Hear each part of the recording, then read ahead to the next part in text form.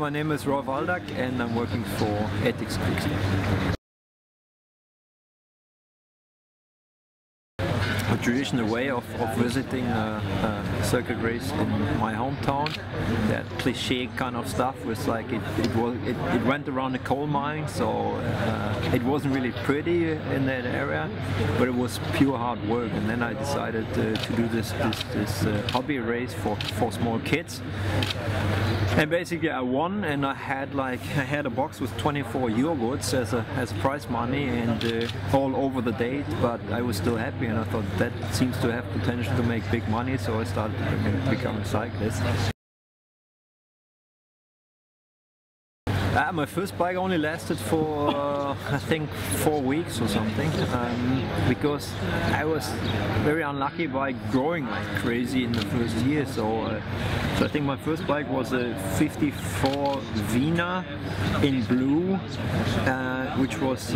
which came from the club. But that was a really nice system, because obviously my parents would say, yeah, now you're telling us you become a cyclist, and if you change your mind in 2 weeks, we have a bike here for 700 German marks at that time. And then so the club offered to lease a bike for 1% of the value, which was then seven German marks at that time each month, and my parents were more than happy to commit to that.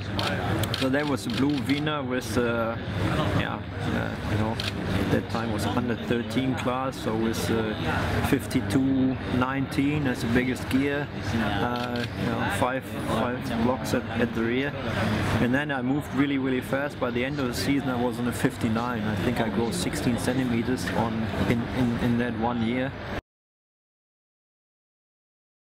My first license race was at Easter the following year in Schwerte. That's also close to that Dortmund area, so working region, are not really fancy places.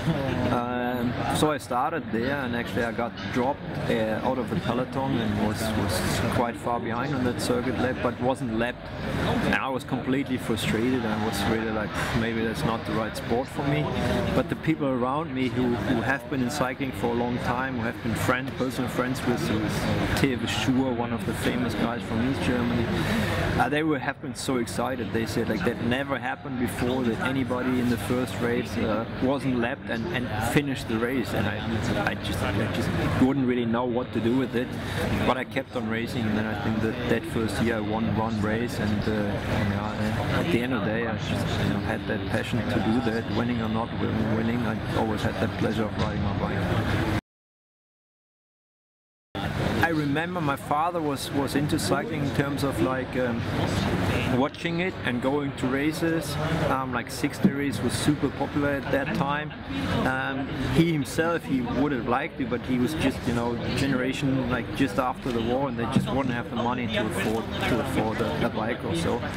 I did find a ticket back some years ago that I went to the 6 days of Dortmund. That was obviously the time of Didi Thurau, when he was in the yellow jersey, and I will not forget. I couldn't remember which year it really was, because we went every year, but I do remember that specific, that we stayed there till 4 o'clock in the morning, and I'm born in '68, so I will not forget that day. Everybody was still allowed to smoke, and my father was so excited to watch these guys, Thurau and Gregor Braun and these German guys. But I have to say, I'm still really bad in cycling history.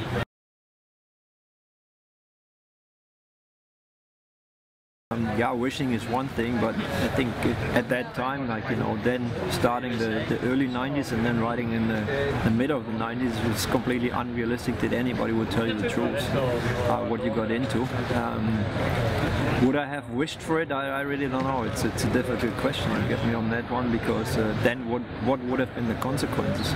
Not to do it at all, or because if you know it, if you do mistakes out of a situation, out of a growing process, is different than already deciding with a lot of distance, I will make that plan and I will break rules and stuff like that. So I think it's a really tough one. So would I wish then to say, I know the whole story era of professional cycling in the 90s?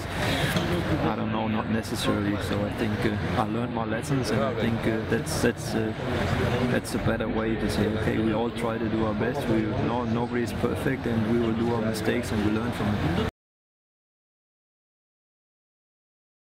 I think the whole time was just great, and it always pops up, and wherever you are, you know, I mean, it's a thing. It's like I'm still part of it, so I still travel around, and then comes always that memory to say, I remember there was that stage with Derek Zabel, and we shared rooms, and this happened. We watched that funny movie, or we made that silly joke, or we had that great victory or something.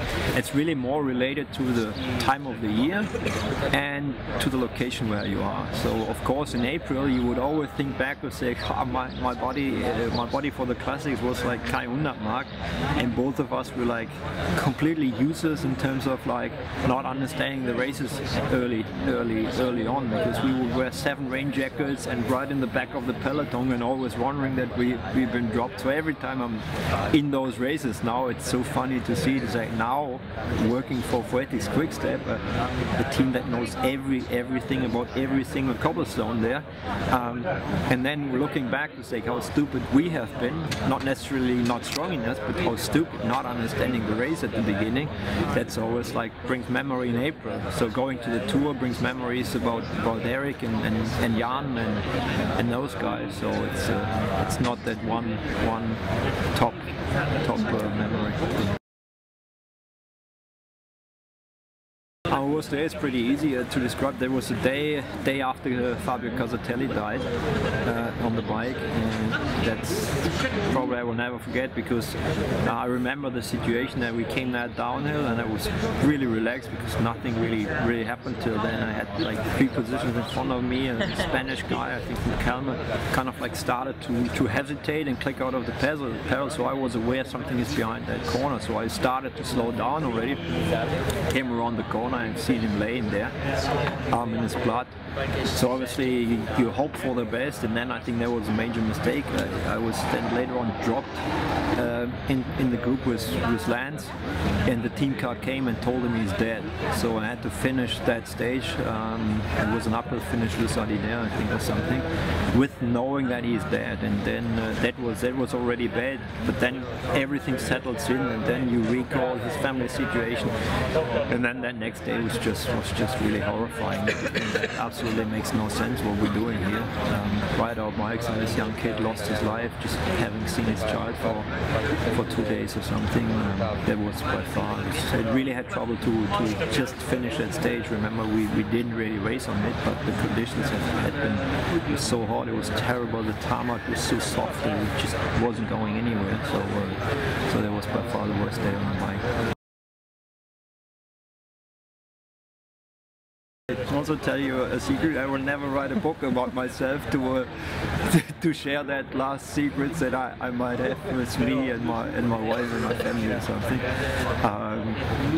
No, I don't know. I think it's good the way it is, and I have been a lot in public, and it's a lot less now, and which I really enjoy.